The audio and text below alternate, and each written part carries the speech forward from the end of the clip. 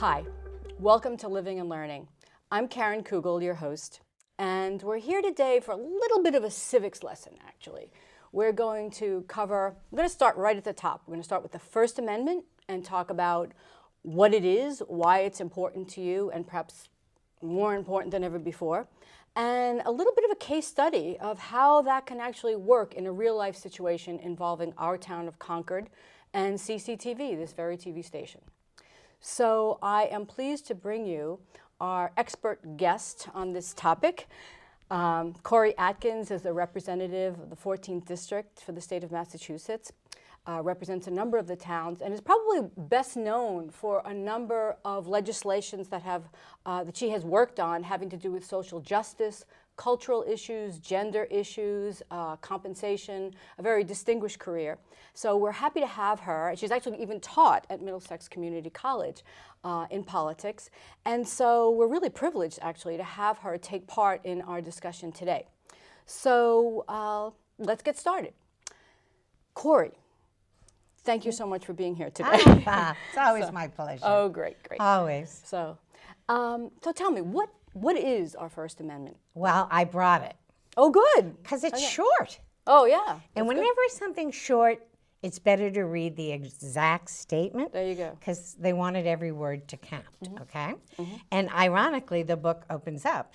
Wow. The U.S., which everyone should have a copy of. Pocket size. Pocket size. We need pocket size. And it says, Congress shall make no law respecting the establishment of religion or prohibiting the free exercise thereof or abridging the freedom of speech or of the press or the right of the people to peacefully assemble and to petition the government for a redress of grievances. So that's the First Amendment. The First Amendment. Great. And why it's significant for our discussion today is all of a sudden, out of nowhere, it seemed to me, that the town of Concord, which is government, wants to take over CCTV. Right. Which is the media. Right. Not a good, not a good play. So it, to me, abridges First Amendment rights.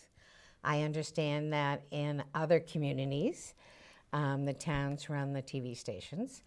But when I checked the law, it was, if it was the permission of the town, which this did not seem to come under that guideline, because we haven't had a robust public debate about this at all.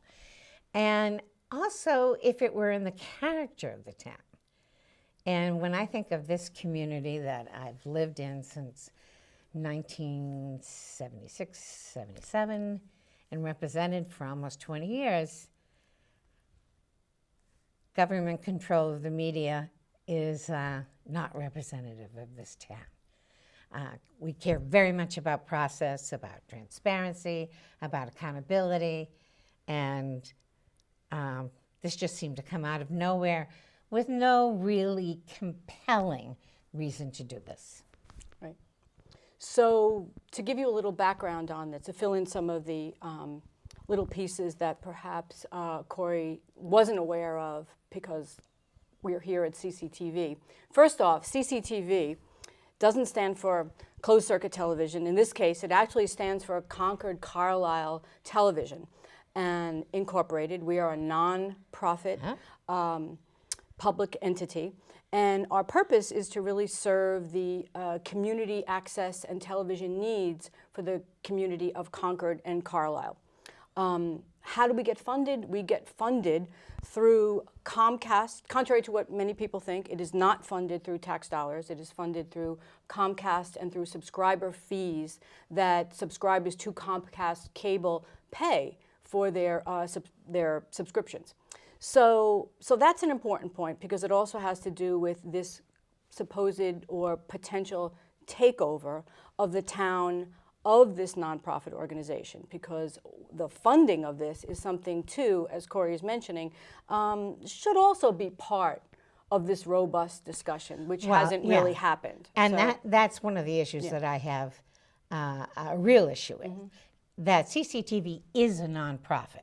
Correct. And for the government, again, and this is even if you weren't a television station or anything else, to take over a nonprofit without a robust debate, without a vote of the selectmen, and the selectmen gave the power to the town manager to manage the TV station and things too, issues that surrounded it. Right.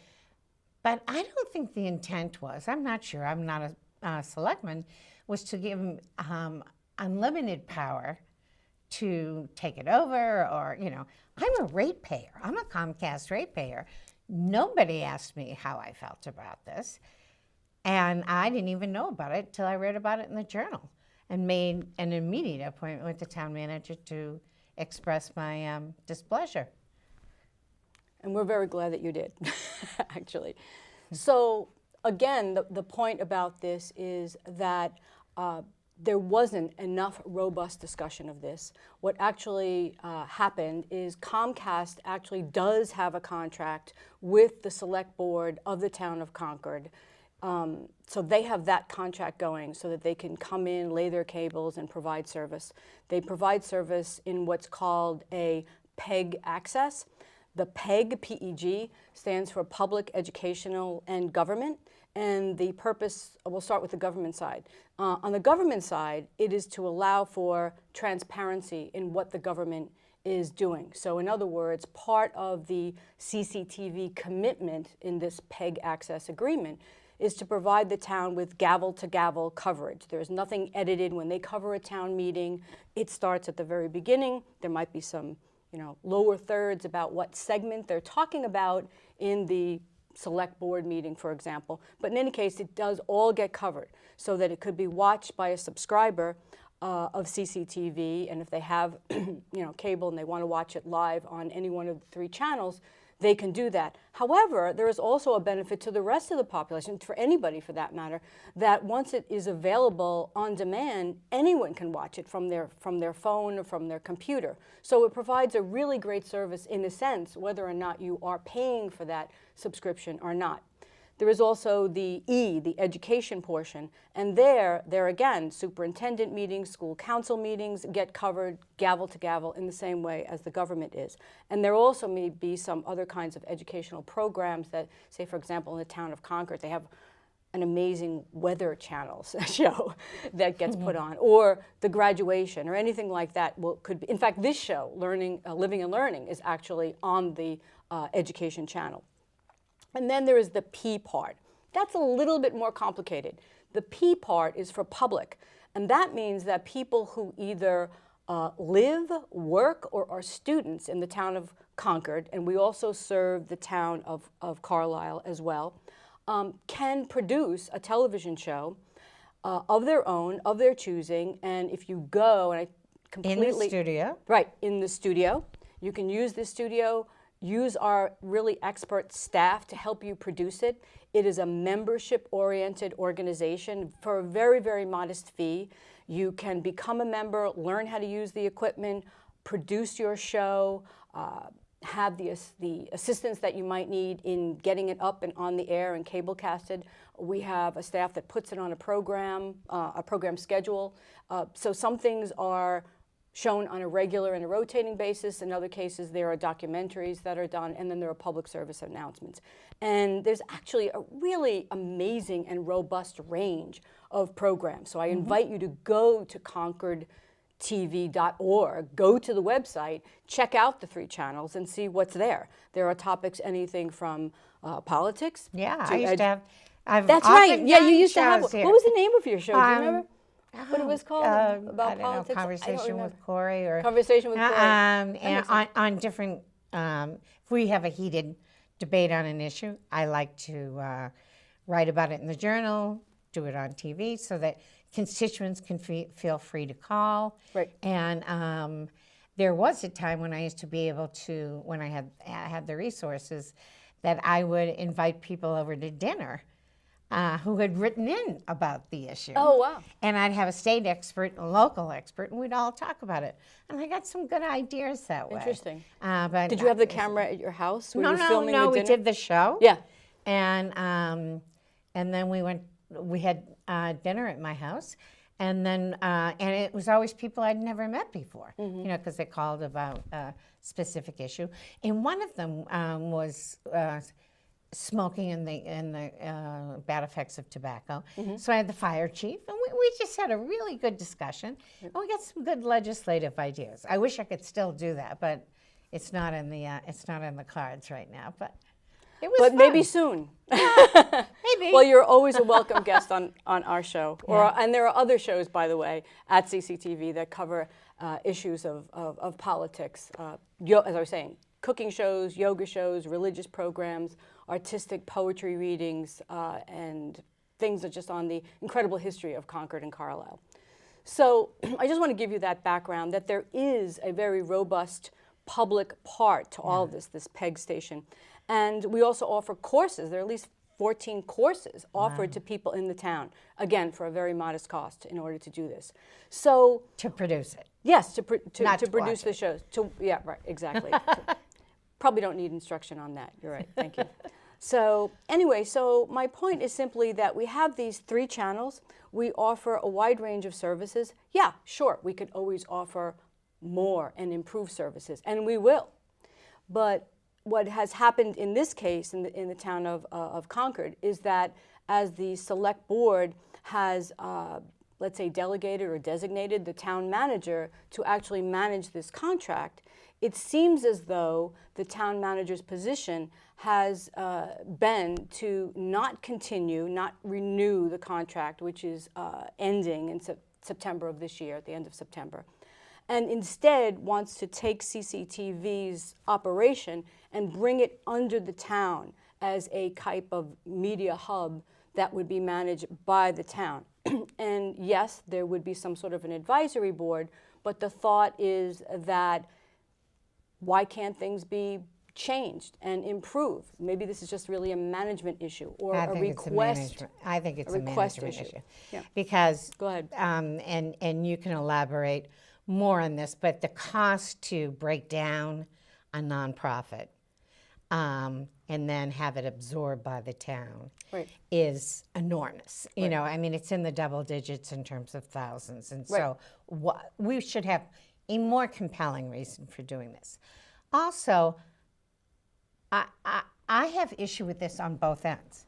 As a citizen of Concord, I don't know if I want the town to take on a nonprofit, no matter what it is, without a robust debate. Because we're growing government. Are we growing government in a way that we should be, even though it has a designated revenue stream? Should we be doing this in this uncertain time with the federal tax cut coming down, the effect it's going to have on property taxes, and the public's willingness to pay more if they can't get a federal write-off? So, you know, you have that set of issues. That's true. And that should have been a town meeting discussion, in my opinion. And also the First Amendment issue of government controlling media in any way is just, and here I am, a politician, standing up for media. You know, this is a day in history. That's right. But I mean, I would take a bullet for this. I really think, you know, that this is wrong. It's just wrong. It starts at the wrong spot and the wrong set of assumptions. And it's also one of those things like, if it ain't that broke, why are you trying to mess with it? There might be some management issues. You know, to me, there are always management issues. I work in government. I work in an imperfect world. So I assume imperfect conditions. And you bring, you know, the board that this organization has is stellar. I mean, the genius and experience of the individual board members.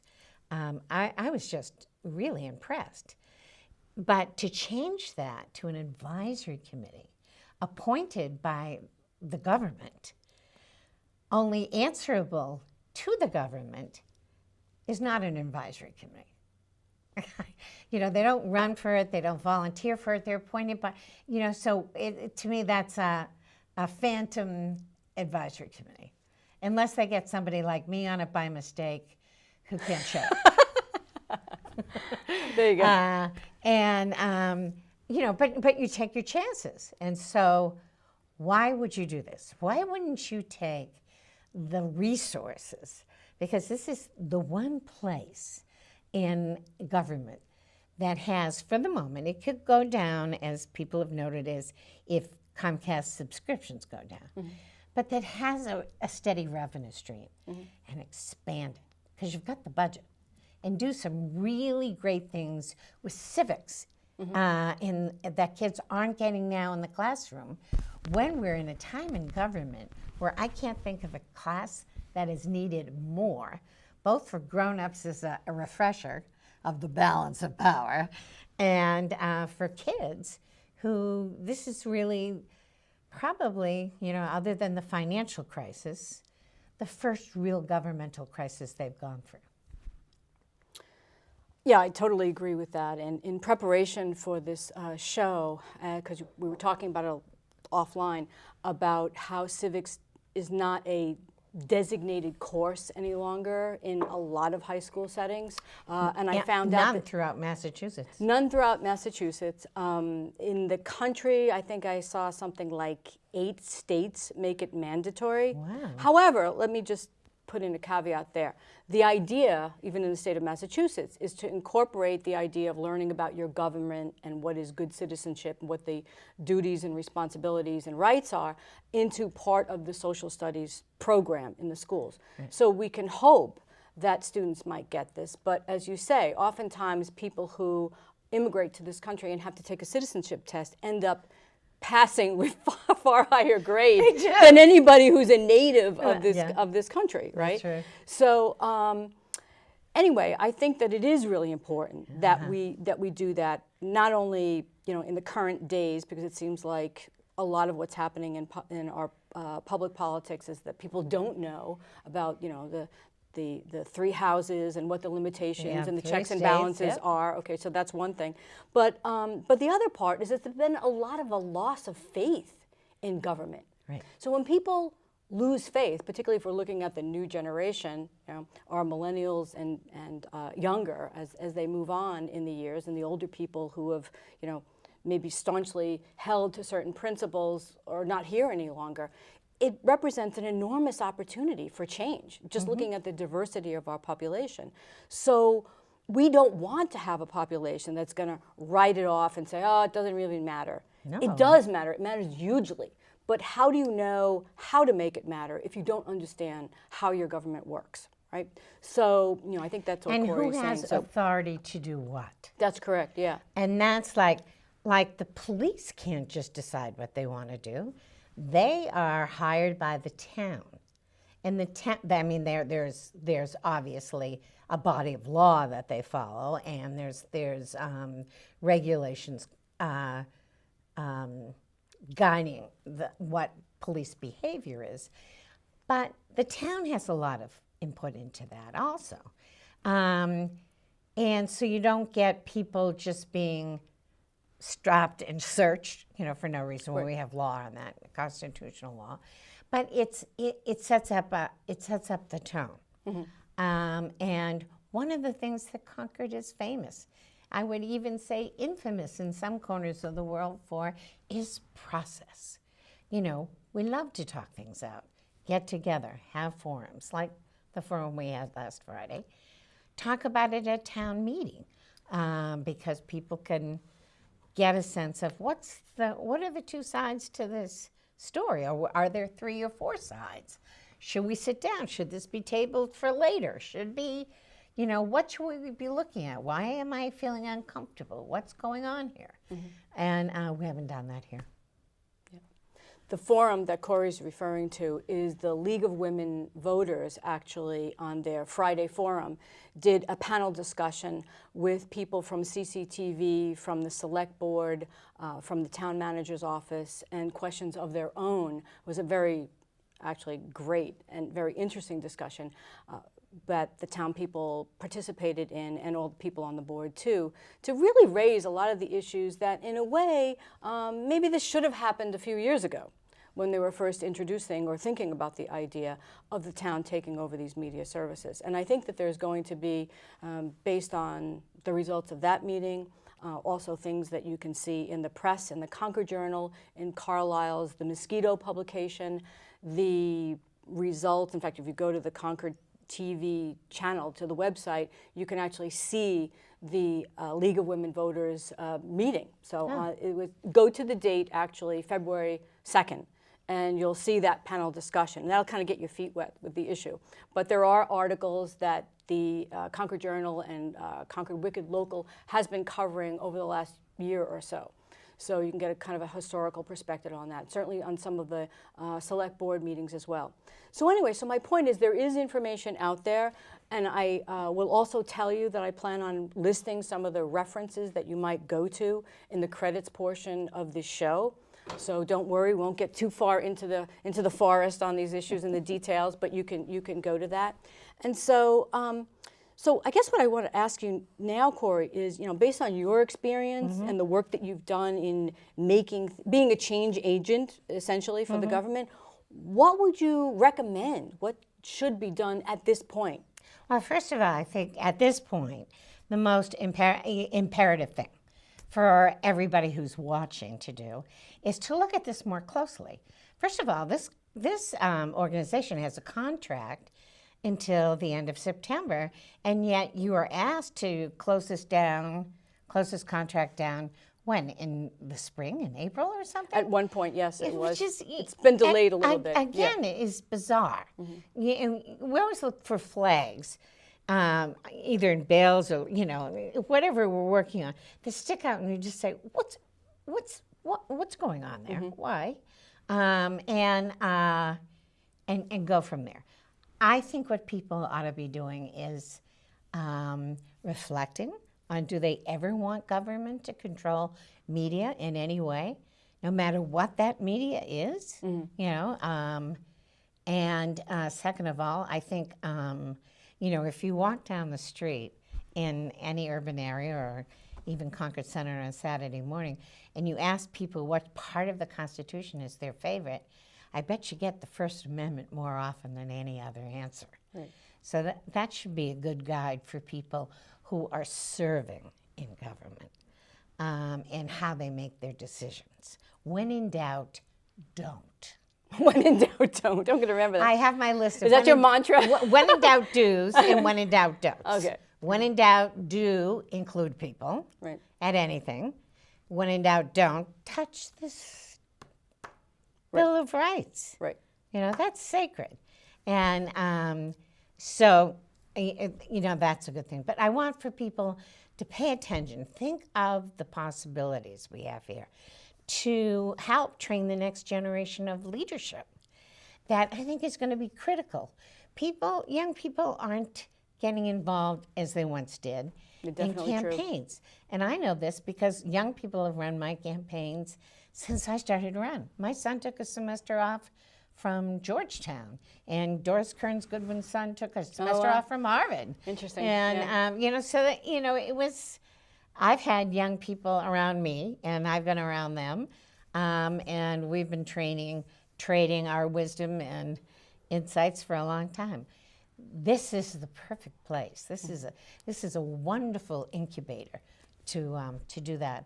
And it should not be controlled by government. Right.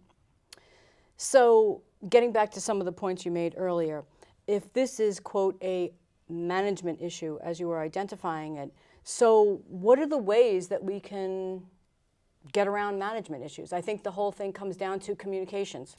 Absolutely. Listening, yes, paying attention, well, not and only talking. That, but I was trained in management by objective. And I heard the town manager said I shouldn't have to write things down. Well, and then Clark Booth said, well, we need benchmarks in terms of what you'd like. I don't know how you get universal understanding of what benchmarks are unless you write it down. Yes. Unless you have the conversation. Right. And if you're having a management problem, I bring in more people to the conversation to see where are we not connecting here in terms of ideas and solutions. And you know, that's the approach. Everybody has their own approach, and I haven't managed anything larger than a campaign in a long time. But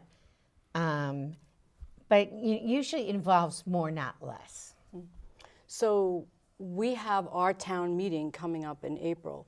Would you suggest that perhaps this be on the agenda for Well, discussion, one of the things I or was what thinking would of be the right doing, vehicle? and Yeah. I have to investigate how to do this because I may not be able to make town meeting. We may have budget that week, but to write a resolution, a non-binding one because it's this late in the stage, for town meeting to vote on whether or not they think this should happen.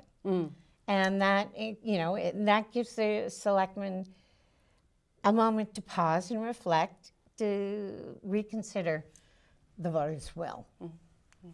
The other point I would make, we talked about funding, and yes, it is to a certain extent, people are not, they're cutting their cable cords, they're using Wi-Fi and the internet more, so that funding base that we were counting on, even though it seems pretty healthy right now, could decrease over time. But there's also the possibility, and many PEG access, community access stations, actually conducts fundraising to fund different things. And so this there is no one type of PEG access station or community station that is the solution. Everyone does their own thing. But that is kind of the point of it, is that it reflects the community. It reflects the character of That's the community. right. That's right. That's what I found. And one person making a decision doesn't reflect that. Correct. So if I had to ask you what, not to cut you short at all in any stretch, but if there was one takeaway from this meeting that you would say, this is what I really want our audience, a lot of times young people are listening to this, high school students, millennials, and their parents, what would you say they need to pay attention to? Yeah. Well, they need to pay attention to the issue. They should write a letter to the Concord Journal. They should call one of the selectmen or a number of them and let them know how they feel. And they should stand tall and protect the First Amendment. There you go. Can they call you? Absolutely. Or contact you to get your advice and input? Yeah. Great. So, terrific. Yeah. And we can put my number, my office number, and my Concord number right on the screen for Good. after. So that will be in the credits as well, so that we can have again, open up the dialogue, since in fact there is so little time for us to actually get this done. So thank you so much, Cory. I really appreciate you coming and sharing your expertise on government and this particular case study on First Amendment rights.